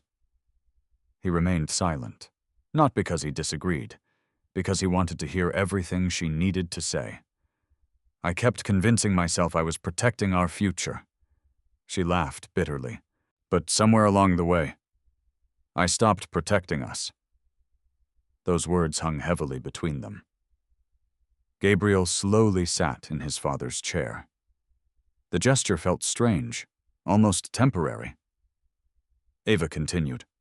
"I don't know whether our marriage can recover." She looked directly at him. "But I know it won't if I keep pretending I did nothing wrong." Gabriel thought about Harold's letter. "Have dinner with your wife. Listen more than you speak. If reconciliation is still possible, choose it before choosing anything I leave behind." His father had anticipated this moment. He stood. "I don't have all the answers today." Ava nodded. "I know. I'm hurt. I know. I'm disappointed. I know." She wiped away another tear. "I disappointed myself too." Gabriel walked slowly toward the office door. "I promised my father one thing." She looked confused. "I don't remember him asking you for a promise." "He didn't." Gabriel smiled gently. "But I think I owe him one anyway." He looked back at Harold's desk one last time. "I'm not making any life-changing decisions today." Ava remembered the letter. "Go home before making any decisions." She whispered the words almost to herself. Gabriel nodded. "He knew me too well." A quiet knock interrupted them. Margaret opened the office door slightly. "I hope I'm not interrupting." "No," Gabriel answered. "There is one administrative matter." She handed him a small envelope. "This wasn't part of the will." Gabriel looked surprised. "It arrived this morning. The courier was instructed not to deliver it until after the estate meeting." The envelope carried no return address, only Gabriel's name. He carefully opened it. Inside was a single folded sheet of paper. At the top appeared the logo of Wood Industrial Supply. Beneath it was a handwritten note, not Harold's handwriting, someone else's. Gabriel read silently. His expression changed immediately. Margaret noticed. "Is something wrong?" He looked up slowly. "No." He turned the paper over. "It's unexpected." Ava stepped closer. "What is it?" Gabriel handed her the note. She read only the first sentence before looking up in surprise. "It's from the board of directors." He nodded. The message was brief. "Before you decide whether to accept your father's position, there is one meeting you must attend. None of us voted the way your father expected. We owe you the truth." The note was signed by every remaining board member. Margaret frowned. "I wasn't aware of this." "Neither was I," Daniel's voice said from the hallway as he stepped back into the office. He had apparently seen the courier arrive earlier. "If the board sent that message together," he paused, "then today's meeting isn't actually over." Gabriel looked once more toward the closed archive room. He had believed his father's final surprise ended with the video.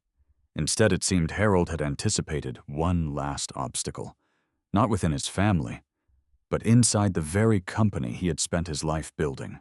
And whatever the board intended to reveal had the potential to change everything Gabriel thought he had inherited. The following morning, Gabriel arrived at Wood Industrial Supply before sunrise. The parking lot was almost empty. Only a handful of vehicles belonging to maintenance staff sat beneath the security lights. For the first time in years, he paused before entering the building.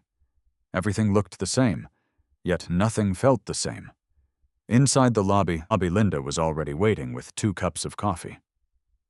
"I thought you might skip breakfast," she said with a gentle smile. Gabriel accepted the cup. "My father trained you too well." Linda laughed softly. "He trained all of us too well." They rode the elevator to the executive floor in comfortable silence. The boardroom doors were already open. 8 directors sat around the long walnut table.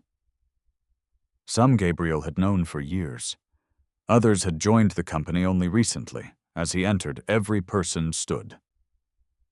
Chairman Richard Coleman stepped forward. "Thank you for coming." Gabriel shook his hand. The note made it sound urgent. "It is." The directors resumed their seats. An empty chair remained at the head of the table. Harold's chair. No one had taken it. Instead, Richard gestured toward the seat beside him. "Please." Gabriel sat without saying a word. Richard folded his hands. "Before we discuss yesterday's will, there is something you deserve to know." He looked around the room. "Every person here has already signed a confidentiality waiver regarding this meeting." Gabriel frowned. "What happened?" Richard took a slow breath. 6 months before Harold passed away, he asked each board member one private question. "What question?" "If Gabriel were not my son, would you still vote for him to become CEO?" The room fell silent. Gabriel hadn't expected that. Richard continued. "He ordered us not to tell you the results unless the conditions in his will were completed exactly as written." Gabriel looked from face to face. "So, what happened?" Richard opened a sealed folder. "The first vote was held 6 months ago." He slid a document across the table. Gabriel looked down. The result was painfully clear. Votes in favor 3. Votes opposed 5. He looked up. "You voted against me." Richard nodded honestly. "I did." "So did most of us." No one attempted to defend themselves. Richard continued. "We believed you were competent. But we also believed Harold's judgment was clouded by being your father." Gabriel appreciated the honesty, even if it stung. Richard reached for another document. 3 months later, Harold requested a second vote. Gabriel studied the page. This time the numbers had changed. 5 in favor, 3 opposed. "What changed?" he asked. Director Angela Morris answered. "Harold refused to argue with us. He simply gave us access to information." "What information?" "The same observations you saw yesterday. Integrity reports, leadership evaluations, anonymous employee surveys, customer feedback, supplier interviews. Not one recommendation, not one speech, only evidence." Richard smiled faintly. "He wanted us to change our minds because of facts. Not because he was chairman." Gabriel nodded slowly. "Did it work?" Richard placed the final voting record on the table. The date was only 2 weeks before Harold entered the hospital. Gabriel looked at the result. Votes in favor 8. Votes opposed 0. Unanimous. He stared at the page for several seconds. "I don't understand." Richard leaned forward. "Neither did we. Until Harold said something I'll never forget." "What was that?" Richard smiled.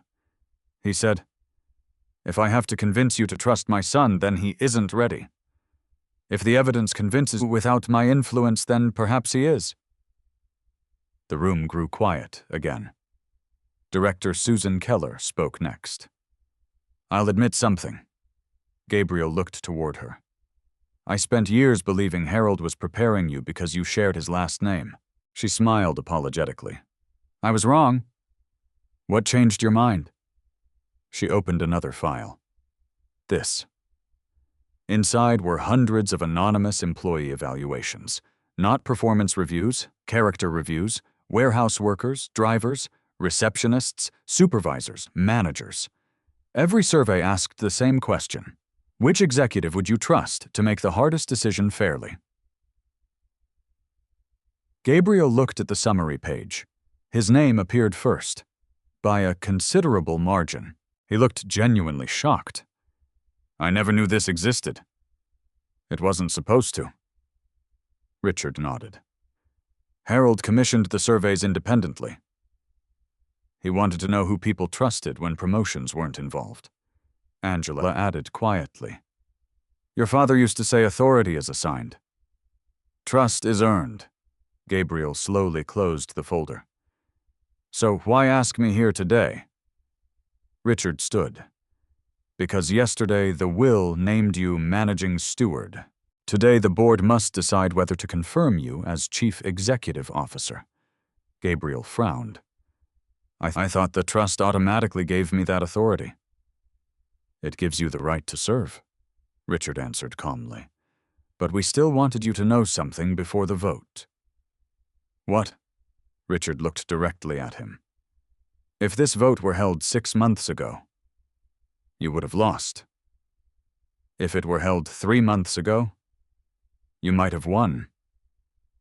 But today, he smiled warmly.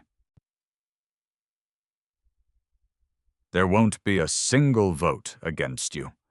Before Gabriel could respond, every director around the table stood simultaneously. One by one they began applauding. Not loudly, not dramatically, simply with genuine respect. The applause lasted only a few seconds, yet it carried more meaning than any title ever could. Richard reached into his briefcase and removed one final envelope. This wasn't written by Harold. It's from us. Gabriel accepted it. Inside was a single page signed by every member of the board. It read, We are not honoring Harold's wishes. We are honoring the evidence he left behind. Welcome, Mr. Wood. As Gabriel lowered the letter, he looked instinctively towards the empty chair at the head of the table. For just a moment, he could almost imagine his father sitting there, quietly saying nothing at all. Because once again, Harold Wood had allowed the truth to speak louder than he ever could. The applause slowly faded. For the first time in his professional life, Gabriel felt no excitement about receiving a title. Instead, he felt the weight of every person who had placed their trust in him. Richard Coleman extended his hand once more. Congratulations, Mr. Wood. Gabriel shook it. Thank you. Then he surprised everyone. I'd like to ask the board for one favor. Richard smiled. Your first request. Gabriel nodded. I don't want to sit in my father's chair. The directors exchanged curious glances. Gabriel looked toward the empty seat at the head of the table. Not yet? Richard asked quietly. Why? Because I haven't earned the right to think of it as mine. Silence settled over the room. Finally, Angela Morris smiled. That answer alone tells me we made the right decision. Instead of taking Harold's chair, Gabriel chose the seat beside it. A small gesture. Yet everyone in the room understood its meaning. Richard opened the meeting. As acting chairman, I'd like to officially welcome Gabriel Wood as managing steward of the Harold Wood Stewardship Trust and chief executive officer of Wood Industrial Supply. The resolution passed unanimously. No debate, no objections, no hesitation. After the formal vote concluded, Richard slid another folder across the table. There is one issue requiring your immediate attention. Gabriel opened it. The cover page read, Executive Compensation Review. He looked up. I assume this concerns my salary. It does? Richard nodded. The previous compensation committee approved the standard CEO package. Gabriel flipped through the pages. The salary was more than triple what he had earned as operations director. The annual bonus was even larger. Company vehicle, executive housing allowance, stock incentives, private club memberships. He quietly closed the folder. I can't accept this. Several directors looked surprised. Richard frowned. Why not? Gabriel answered without hesitation. My father spent yesterday teaching us that leadership isn't a reward. It shouldn't become one today. Angela leaned forward. What are you proposing? Gabriel thought for a moment. My base salary remains what I earned last year, adjusted only for inflation. The room became silent. Richard blinked. You realize no CEO of a company this size has ever requested that. I know, Gabriel continued. The executive bonus program should also change. He turned another page. Instead of measuring only profit, I want part of every executive bonus tied to employee retention, workplace safety, leadership development, and customer satisfaction. Several directors immediately began taking notes. Daniel, sitting quietly near the end of the table, smiled. Harold wanted to do something similar. Richard looked surprised. He never brought it to the board. Daniel nodded. He couldn't decide on the right structure before he became ill. Gabriel smiled softly. Then maybe we can finish what he started. For the first time that morning, every director around the table appeared energized. The conversation shifted from inheritance to the future. Ideas filled the room.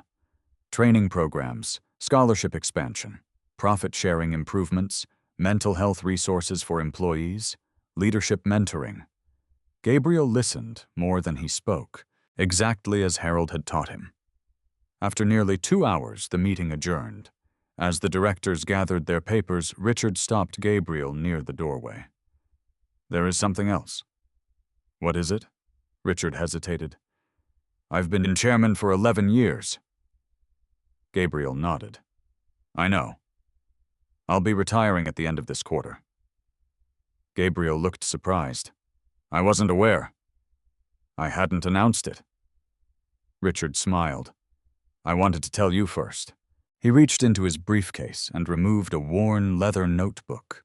Its edges were faded from years of use. This belonged to Harold. Gabriel looked confused. I thought everything from my father had already been distributed. So did everyone else. Richard gently handed him the notebook.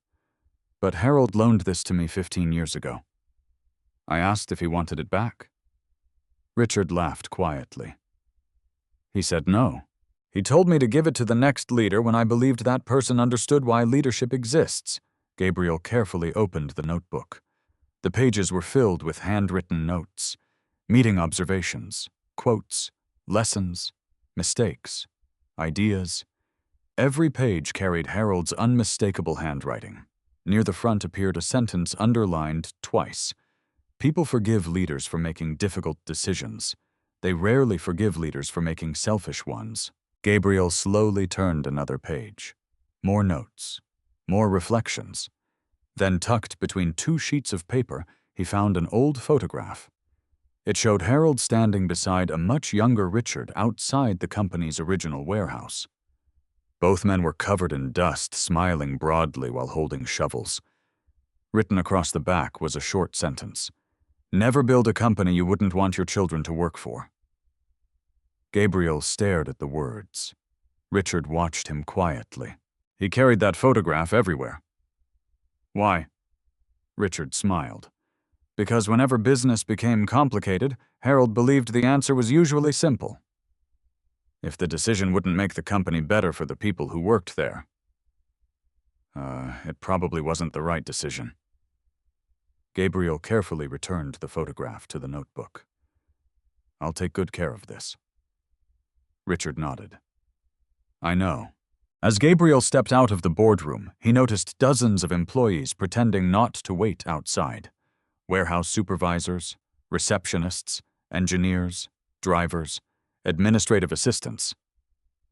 The moment they saw him, the hallway became completely silent. No one knew what the board had decided. Gabriel looked at the familiar faces surrounding him. Some had worked beside his father for decades. Others had only recently joined the company. They were not waiting to hear who had inherited millions of dollars. They were waiting to learn what kind of future awaited them. Gabriel smiled warmly. Would everyone meet me in the main warehouse after lunch? One of the supervisors asked nervously, Is everything all right?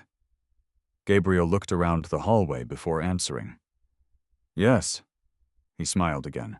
In fact, I think it's time we talked about where we're going together. The employees slowly smiled back. As they returned to work, Gabriel glanced once toward his father's empty office. For the first time since the funeral, he no longer felt like he was walking in Harold Wood's shadow. He felt like he was carrying Harold's legacy forward, one decision at a time.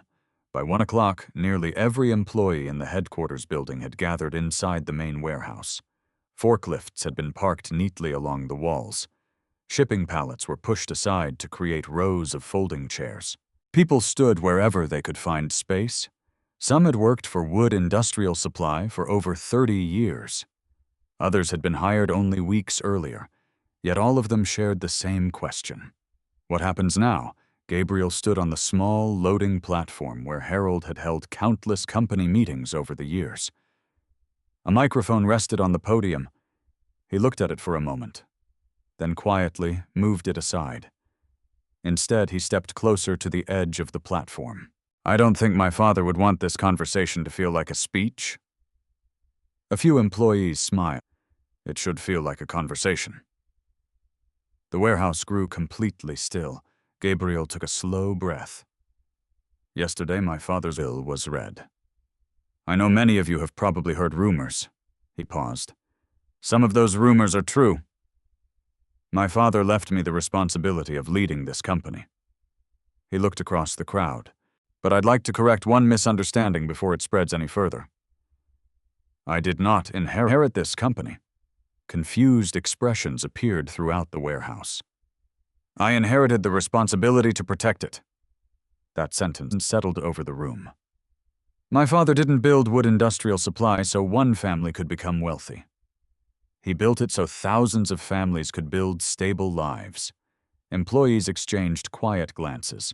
Many of them had never heard an executive speak that way. Gabriel continued. This morning, the board confirmed me as Chief Executive Officer. A round of applause began. He gently raised one hand. Thank you. But titles don't unload trucks. They don't solve customer problems. They don't manufacture better products. They don't earn trust. The applause faded. You do. He pointed toward the crowd. Every shipment delivered safely. Every customer helped. Every machine repaired. Every late night. Every early morning. This company exists because of you. Linda stood near the front. She noticed veteran employees quietly nodding. Some wiped tears from their eyes. Gabriel continued.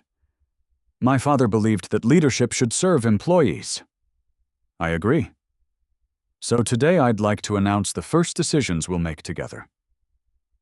He opened a small folder. The Employee Education Fund will immediately expand. Beginning next year, every full-time employee may apply for tuition assistance for themselves or their children. A wave of surprised whispers spread across the warehouse. He continued, Our Emergency Hardship Fund will also double. No employee facing a medical crisis, natural disaster, or family emergency should have to choose between keeping the lights on and keeping their job. Applause erupted again. This time Gabriel allowed it. When the room finally became quiet, he smiled. And one more thing. He looked toward Richard Coleman, who stood quietly near the back. The executive compensation package offered to me this morning has been rejected.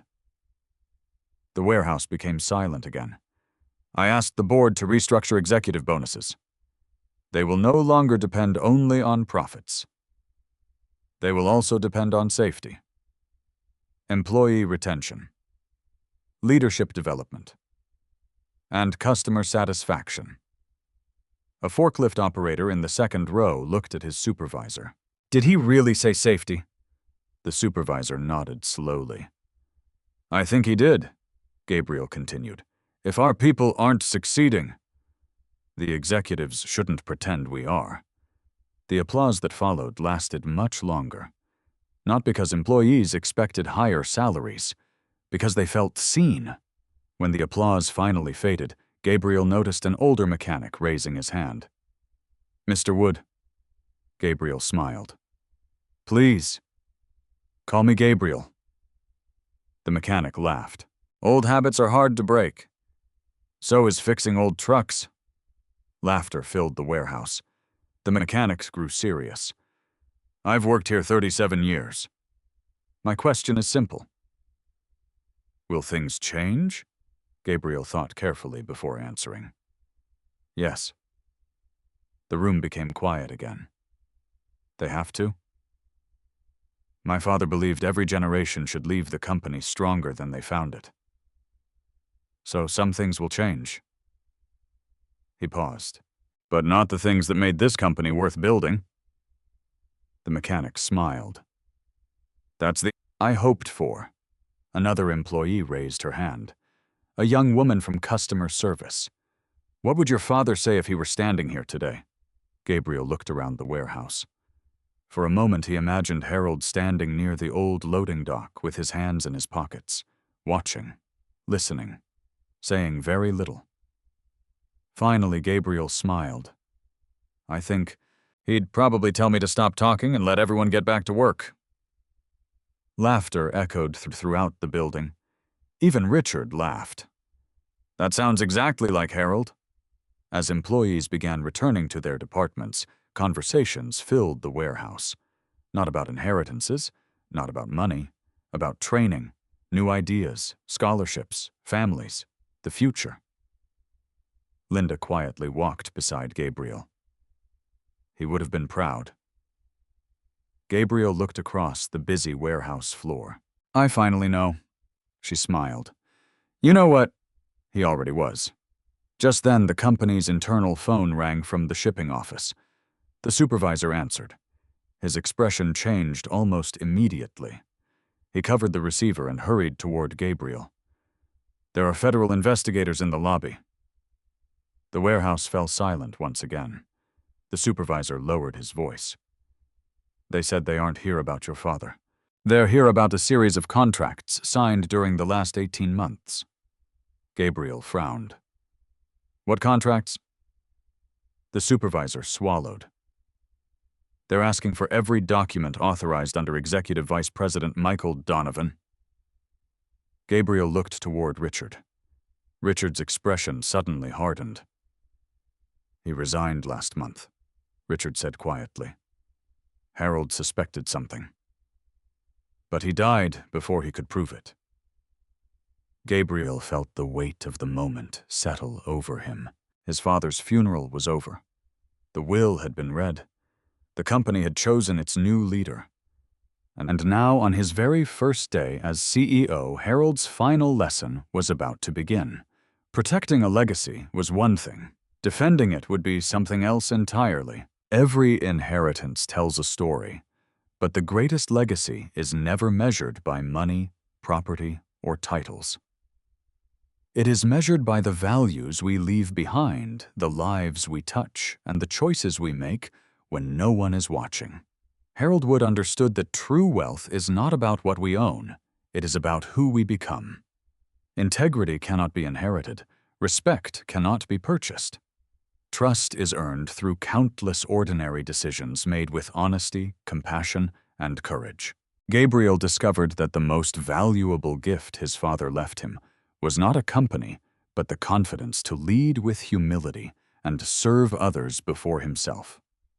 In the end, success is not defined by how much we accumulate, but by how many people are stronger, kinder, and more hopeful, because we were part of their lives.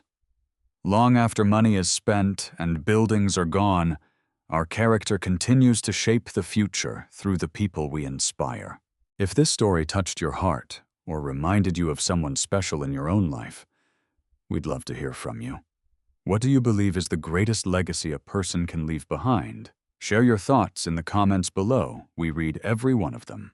And if you enjoy meaningful stories about family integrity, justice, and life-changing lessons, don't forget to like this video, subscribe to the channel, and turn on notifications so you never miss our